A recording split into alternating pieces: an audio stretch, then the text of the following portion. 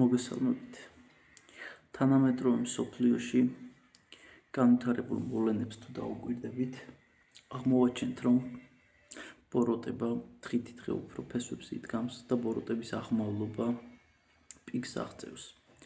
ამიტომ ჩვენ მაქსიმალურად მოგვეთხოვება მართლმადიდებელ ქრისტიანებს ვიყოთ მშვიდად, ვილოცოთ და უფალს ვთხოვოთ, რომ ყველაფერი ბევრად უკეთ იყოს, ვიდრე დღეს არის. და მერწმუნეთ, ჩვენს ირგვლივ ყველაფერი დაალაგდება და ყველაფერი იქნება ბევრად უკეთ, ვიდრე იყო გუშინ.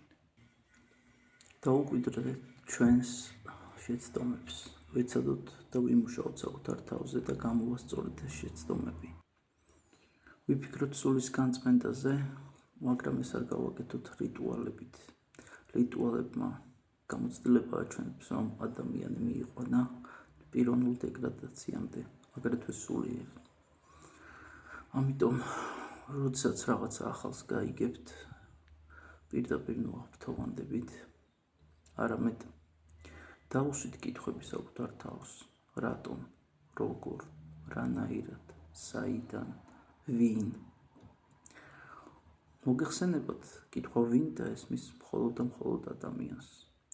ხო და ვინც თავზე გახვევთ თავის ეგრეთ წოდებულ არაორდინალურ რიტუალებს, განწმენდებს, მედიტაციებს, ტაროზე მკითხაობას და ასე შემდეგ წინასწარ იცოდეთ.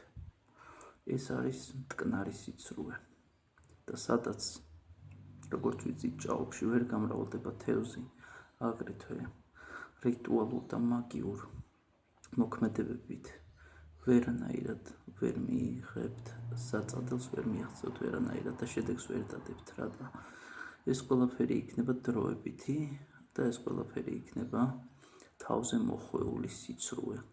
სიცრუის ძალა კი სწორედ იმაშია, რომ დაგარწმუნოს, რომ მოვიდეს სიმართლის სახელით. არასოდეს არ მოდის ბოროტი, არასოდეს არ მოდის სიცრუე თავის სახელით.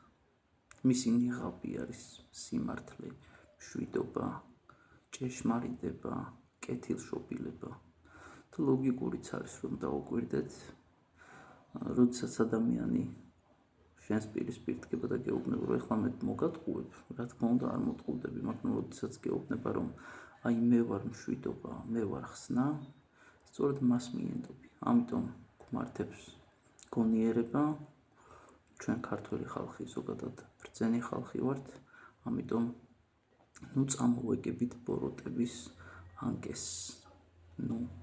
დამიჯერეთ, ჩვენი ხსნა არის ქრისტე ღმერთი.